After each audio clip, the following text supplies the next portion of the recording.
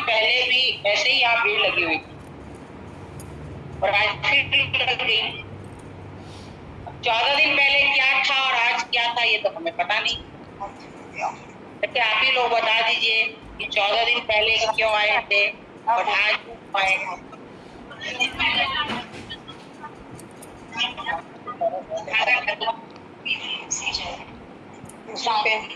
तो बोल ही लेंगे फिर। तो उस दिन आप लोग कहाँ आए थे, आज कहाँ आए हैं?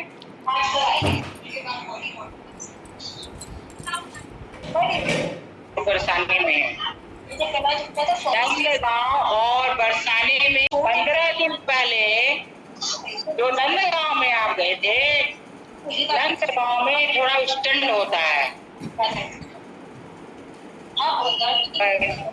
भानु बाबा के यहाँ बड़ी शांति से उत्सव होता है। तब आप लोग तो सब स्टंडी हो गए होंगे क्योंकि नंदगांव से आए।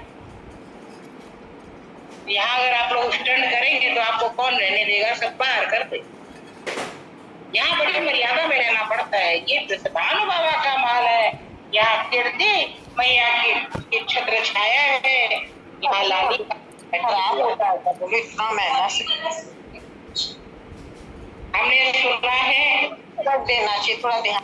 हमने सुना था कि 15 दिन पहले लाला को देखने एक सखी आई थी, उसको ऐसे करके लाला ने देखा और वो पागल हो गई।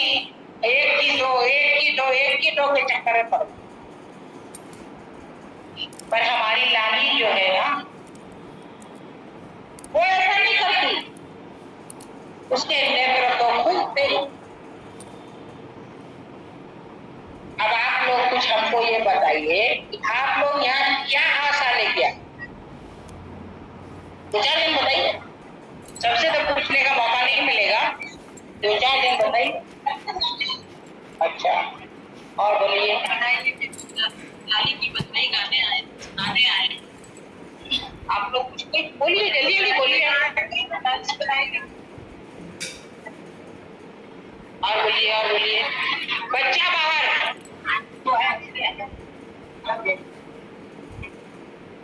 और सुनिए, डायपर पहना रखिए क्या? पूछो।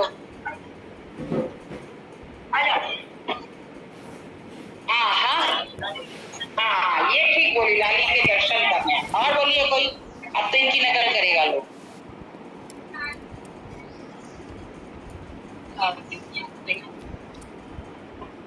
श्री कृष्ण का जन्म रात में हुआ था और रात में चोर लोग घूमते हैं। वो तो पक्के चोर है। हाँ, उसका बहुत सा उदाहरण आपको उस दिन मिला भी था। तो चोर है, पर हमारी जो लाली है वो दिन दहाड़े आई है, वो चोर नहीं है, पर चोर की होने वाली जगह, क्योंकि उनका टीका आ चुका है। नंदगांव में लालो जायो, नंदगांव में लालो जायो। अब देखिए बरसाने वाले को कैसे पता कि उनके यहाँ लड़की होगी और उन्होंने टीका भेज दिया। अब आप देख लीजिए, तो बरसाने में जो लाली आई है, होने वाले तो चोर की ही लुगाई है, पर ये चोर नहीं है। चोर की जब बनेगी तब देखी जाए, अभी तो ये चोर नहीं है। अब कुछ लोगों ने कहा हम बधाई लेने आए हैं। नंद बाबा ने जब सुनी कि विश्वानु बाबा के यहाँ पुत्री हुई है, तो समझ गए मेरे होने वाली बहू आई। झगड़ा भर के बधाई का सामान लेकर विश्वानुपुर की तरफ चल पड़े और इतना लिया कि झगड़े कांप पड़ गए और झगड़ों में इतना भरा कि झगड़े उफनने लगे। झगड़ों का चलना भारी हो गया। श्री कृष्ण ने देखा कि तो मेरे बाबा की तौहीन हो जाएगी कि सामान तो लाद दिया, बैल चल नहीं पा रहे हैं, तो गाड़ी पहुंचेगी कैसे? तो उन्होंने बाबा से कहा, बाबा कि झगड़े कहाँ पूछ जा रहे हैं? बोले अरे तुम्हें पता ना है का? अरे कहा गयो ऐसो कहा बाबा है गयो जो मोह मटोना है? अरे तेरे होइबे वाली भई है। अरे मेरी होइबे वाली? अरे तेरी दुल्हन बाबा मेरे ब्याह का हुआ। बोले अरे तुम 15 दिन को भयो ना है और ब्याह की बात कर रहे हो, ये झगड़े कहाँ जा रहे हैं? अरे वाकई बधाई हमको भी तो देनी चाहिए, तो बधाई में ये सब जा रहे हैं। अच्छा मैं भी तो देखूं, आके सब बैलों के पीठ पर हाथ फेर दिया। अब वो झगड़ों में इतना बल आ गया कि किसी के सुनते ही नहीं है, दौड़ दौड़ के विश्वान को चले। विश्वान बाबा को खबर मिली कि झगड़ों में झगड़े आ रहे हैं। विश्वान बाबा एक बार दौड़ा, बोले ऐसा क्या है जो झगड़ों पे झगड़े आ रहे हैं? किसने भेजा, कहां से आ रहे हैं? तो किसी ने कहा कि हमें लगे नंदगांव से। ओहो नंदगांव से सब झगड़ों को स्वागत करो, सामान उतार के। विश्वान बाबा के महल में 8 दरवाजे हैं। पिछली बार हमने बताया था आपको कि महल की एक सीमा होती है, चाहे वो जितना बड़ा हो, चाहे वो 10 बीघा में भी हो, पर उसकी सीमा होती है। तो जैसे नंदगांव में महल की सीमा थी, वैसे विश्वानपुर में भी तो महल की सीमा है। पर इतने लोग जो आ रहे हैं उनको तो उसी पे समाना है। तो जब श्री कृष्ण वहां पहुंचे तो उन्होंने देखा मेरी प्यारी को कष्ट होगा तो मैं ही अपना विधान डाल देता हूँ। तो श्री कृष्ण ने अपना विधान जो वहां डाला था नंदगांव पे, वही बरसाने में डाल दिया। अब तो श्री राधा जी ने देखा ये तो बड़ी जड़, क्या मेरे पास विधान नहीं था? पर ठीक है, जब डल गया तो डल गया। जो पहले वो जीता, जो पीछे वो हारा, कोई बात। राधा की नेत्र निमिलित है, बंद नहीं है, निमिलित है। बंद में और निमिलित में बहुत फर्क होता है। अगर आप जानते हो तो ठीक है, और नहीं तो समझिए निमिलित अलग होता है, बंद अलग। श्री राधा के नेत्र बंद नहीं है, निमिलित। अब उन निमिलित नेत्रों से वह देख रही है कि किसी प्रकार की एक बार श्री कृष्ण का दर्शन। पर श्री कृष्ण को यहाँ तक कोई आने ही नहीं दे रहा है। और श्री कृष्ण भी सोच रहे हैं कि किसी प्रकार एक बार श्री राधा के दर्शन हो जाए, उसके बाद तो जो होगा सो होगा। पर वो दर्शन उनको भी नहीं हो पा रहा है, उनको भी नहीं हो पा रहा है। दोनों की ललक बहुत बढ़ रही। अब 8 दरवाजों में से एक जो उत्तर पूर्व में है, उसमें विश्वान बाबा खड़े होकर बधाई बांट रहे हैं, और जो दक्षिण पूर्व में है उसमें नंद बाबा खड़े होकर बधाई बांट रहे हैं। अब दोनों बाबा अपने अपने बधाइयों का दान कर रहे हैं, परंतु विश्वान बाबा के यहाँ जो बधाई लेता है वह दूसरे को देता है, वह तीसरे को देता है। इस तरह बधाई के भी पांव लग गए हैं और वो चलती जा रही है, चलती जा रही है। कहाँ तक जाएगी ये पता। बधाई में आप सोच रहे होंगे जैसे हम लोग टॉफी देके आपको फुसलाते हैं, एक बैग देके फुसलाते हैं, उस तरह नहीं बांटते हैं। वहाँ वस्त्र अलंकार रहते हैं, वस्त्र भी है, आभूषण भी है, मिष्ठान भी। वो कंजूस नहीं है हम लोग की तरह कि इतना सा टॉपिक छाटो, उससे लिया, चाटो उससे लिया, पैकेट बना के बांट। ऐसे नहीं, बड़ी उदारता से वहां बांट रहा है। और बांटने के बाद लेने वाले याचक भी बहुत है। याचकों की संख्या गिनती में नहीं आ सकती, अपरिमित। अब हम अंतरपुर में चले। श्री राधा से अब विरह सहन नहीं हो रहा है। छोटी सी लाली अर्ध निमित नेत्रों से लेटी हुई है, उनके श्रम कण आने लगे। बहुत विरह बढ़ता है तो शरीर में कुछ विकार आते हैं, तो इनके श्रम कण आने लगते हैं। सब जो ब्रजवासी उनके पलंग के पास हैं वो सोचती हैं लाली का जन्म हुआ और श्रम कण क्यों आ गए, यहाँ तो इतनी गर्मी भी नहीं। फिर सोचते इतने लोग जो यहाँ आ गए हैं उनसे गर्मी लग रही होगी तो सबको बाहर कर, अब लाली रह गई अकेली। यदि वो श्रम कण पड़ रहे हैं बंद नहीं। अब क्या किया जाए, तो कीर्ति मैया ने कहा कि भाई मुलायम से वस्त्र लेकर लाली के श्रम कण को पोंछ दिया जाए और राज वैद्य को बुलाकर दिखाया जाए कि लाली के ये श्रम बिंदु क्यों आ रहे हैं। कुछ राज वैद्य को बुलाने दौड़े, कुछ लाली के पसीने को पोंछने में लग गए। इतने में श्री कृष्ण बाबा की गोदी से धीरे से फिसल के नीचे आ जाते। वो तो है तो छोटे ना, अब जितनी गोपियां खड़ी है ना उनके पांव के बीच से हो के अंतपुर तक पहुंचे। अब कोई देखती है क्या हुआ, अब जब तक वो देखे तब तक तो आगे बढ़ गए, एक दूसरे के नीचे से निकले। अरे क्या हुआ, अरे क्या हुआ तो हो गया, अब और आगे बढ़ गए। तरह करते करते अंतपुर में पहुंचे। अंतपुर में जैसे ही पहुंचते हैं लाली के अर्ध निर्मित नेत्र और अर्ध निर्मित हो जाते हैं, आधे खुल जाते हैं, दोनों के नेत्र बदलते हैं। नेत्र ही नेत्र में बात होती है। क्या बात होती है ये ना आप जानते ना हम जानते, तो वही जानते। फिर श्री कृष्ण को ऐसा लगता है कि मुझे अंतपुर में, पहले तो उन्होंने ऐसी लीला बखेरी कि श्रम बिंदु आ गए तो सब बाहर हो गए, अंतपुर खाली। फिर सबके पांव के नीचे से घुस के आपने पहुंच गए।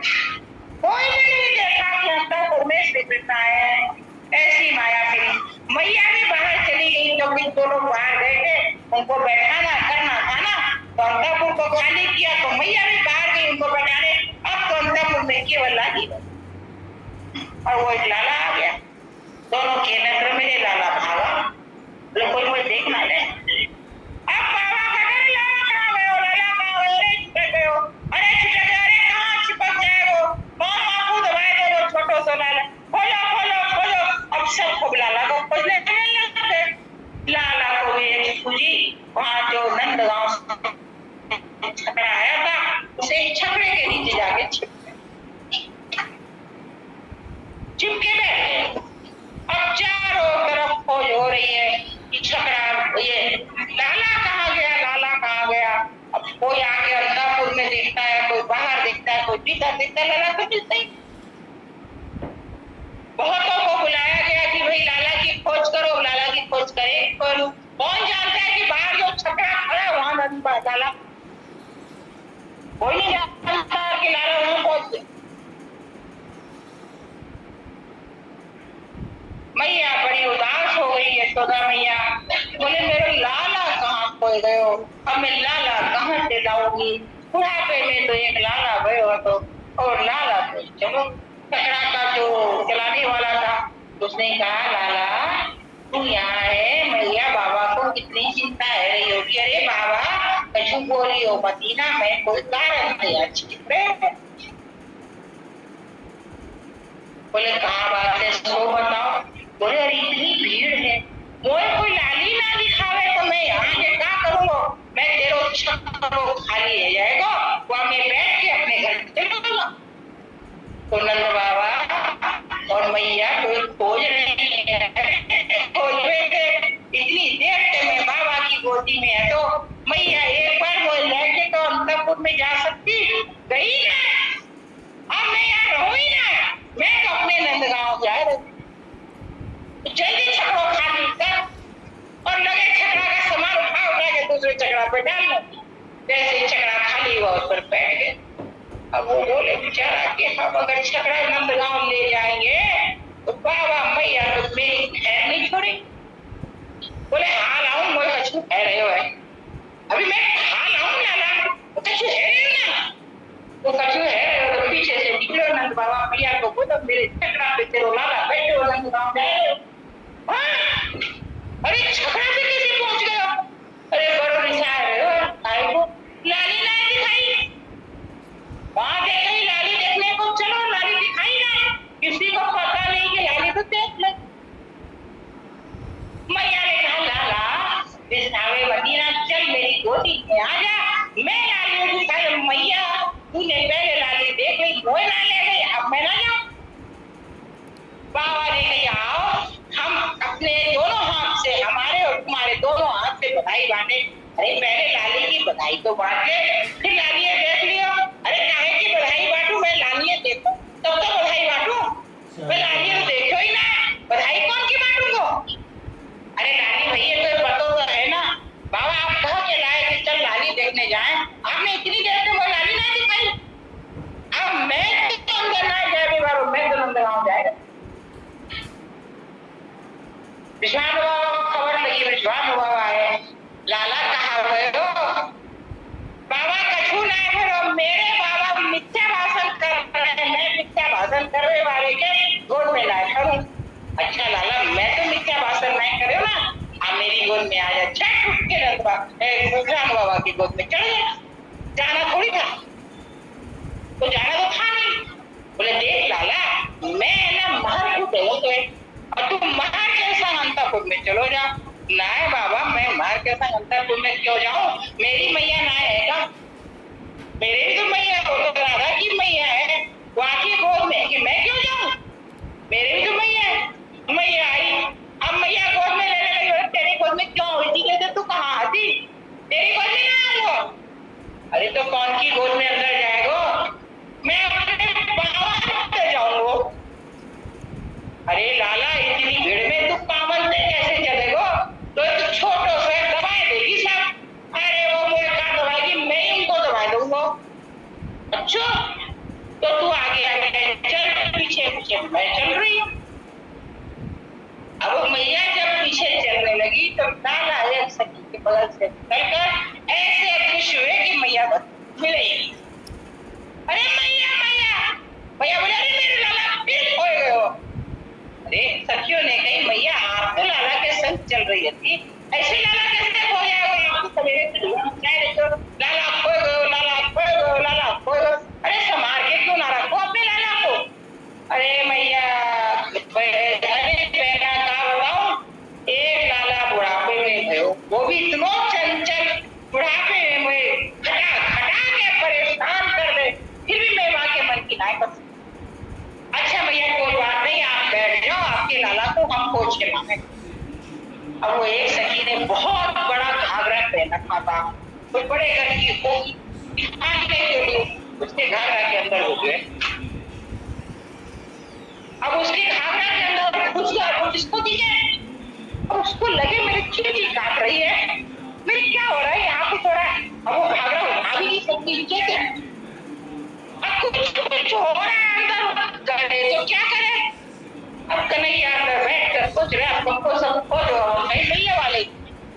और जैसे जैसे वो चले कन्हैया उनको सब चल पड़े और धीरे से उसको ऐसे कर दे और उसको फिर चीटी काटने लगे। जब कीर्ति मैया को पता चला तो कीर्ति मैया ने कहा कि लाला कहाँ खो गए वही पता। लच्छो कैसे आवेगो? कीर्ति मैया ने श्री राधा को अपनी गोद में उठाया और अंतपुर से बाहर लेकर आ गई। आते ही लाला उसके घेरे से निकलकर पूछे, हमने जाकर लाली को गोद में ले लेते वो बरसाने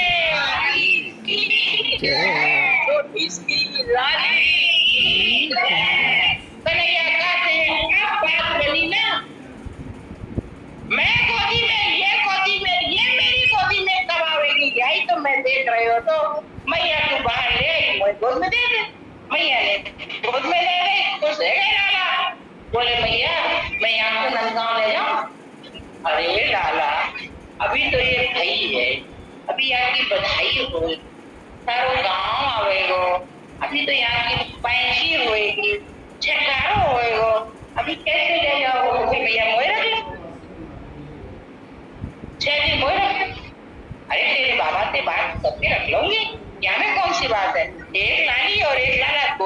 नहीं नहीं, वो हमें कौन सिखाती।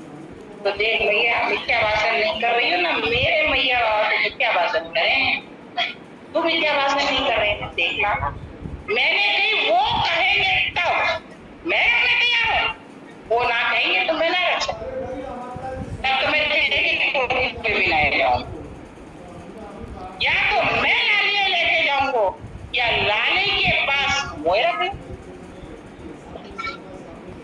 मैया बड़े असमंजस से पड़ गई, इतने में जब पता मैया आ गई, कहा बोले लाला मिल गए हो? अरे लाला तो मिलो ही भयो, तो कहाँ खोयो जो मिल गए हो? अरे लाला तुम कितने चंचल है। अरे मैया तुम के नहीं लाली दिखाओगे, लाली दिखाई, मैं कहीं कर भयो कि तुम क्या भाषण करी। अरे लाला सने सने हम आगे बढ़ेंगे, सने सने देखेंगे, एक बार में ही तू लाली के कक्ष में पहुंच जाएगा। नहीं नहीं, ऐसी कोई बात ना है मैया, अब ऐसे होकर तू और बाबा तो चलो जाओ, मैं यहीं रह जाऊंगा, और नहीं तो लाली ले चलो मेरे संग लाली रही। देख लाला अभी तेरो ब्याह ना हो, ब्याह हुए ना ससुराल में ना हो जावे, और लाली तो तेरी बखूबी वाली बहू है, जब तक बहू को विवाह ना हो, रीति रिवाज ना हो, बहू ससुराल नहीं जा सकती। या तेरे तू जा सके यहाँ जा सके, जो जहाँ हो वहीं चल। सनैया कह गई है तो वो कोई जा सके, अब नहीं हो सके कि राधा यहाँ रहे मैं वहां रहूं। अच्छा एक काम करो, एक बार अंतापुर में चलो, फिर मैं बताऊंगा कहाँ करना है। अंतापुर में उनको ले जाते हैं, वो श्री राधा के श्री चरणों के पास बैठकर ध्यान लगाकर अपनी सारी बात राधा रानी को बताते। हमारी छोटी सी लाली उनको उसका उत्तर देती है, वो संतुष्ट हो जाते हैं, बात क्या हुई आपको पता ना। तो श्री कृष्ण कहते हैं मैया मैया आप जल्दी से नंदगांव चलो, मुझे बड़ी भूख लग रही है। कीर्ति मैया कहती है लाला मेरे घर में खाए हुए को नहीं था। मैया तुम मुझे रखी ना, तो मैं तेरे घर में क्यों खाऊं? तुम मुझे 6 दिन रखती यहाँ रह जाती, मैं लेके चलो यार, तूने तो रखी ना, मैं तेरे घर में कभी नहीं खाऊंगा, अच्छा नहीं खाऊंगा। अच्छा देख मैं ऐसी चीज लाऊंगी जो तू दौड़ के खावेगा। अच्छा मैया खावा।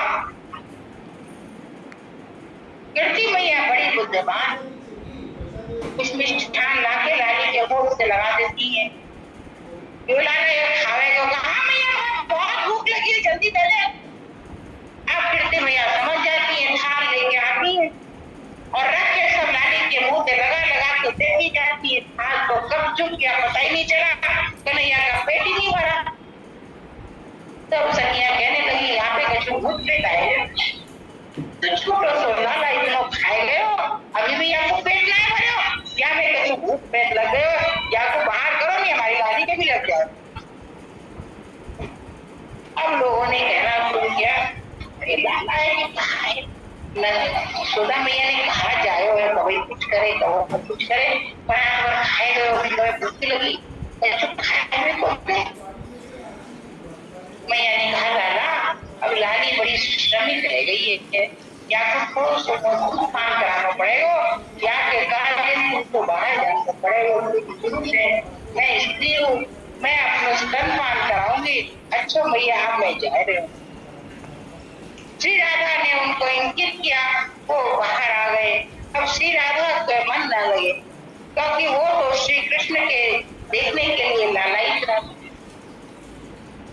मैया ने बहुत सारे मिष्ठान लाकर सबको खिलाया। कन्हैया ने कहा मैया वैसे मिष्ठान लाओ जैसे मोल खवायो। बोले लाला सबको नाराज हो जाए तो अपने आनंद से लगाएंगे, सबको मार दे। मैया मैं भी तो थक जाऊंगा, मैं तो फोटो सुना लो, मैं कब तक मुंह पे लगाऊंगा, कब तक दूंगा। बोले ऐसे होकर मैं तेरे मुंह पे लगा लगा के दो, तू चुपचाप बैठो रह। मैया को लग रहा था किसी तरह से चुपचाप बैठो, कोई बहाने से तो बैठे, इतना चंचल है कहीं बैठी नहीं है। हाँ यह बात थी, पर एक बात है मैं वहां बैठूंगा जाते लाली जी है और कहूँ नहीं बैठो, तेरे अंदर को द्वार खोल दे, वाके सामने मुंह बैठाए रहे और मेरे मुंह से सब कुछ लगा लगा के सब कुछ तुरंत तो मैं अन्य लाए बैठो मोचा अच्छो लाला तो वही मैया ने अंतपुर के अंदर चौखट के अंदर एक आसन बिछा कर लाला को बैठा दिया और वहां से मिष्ठान को प्रसाद बना बना कर बाहर दे। अब गोपियों ने देखा कि ये तो हमें महाप्रसाद मिल रहा है।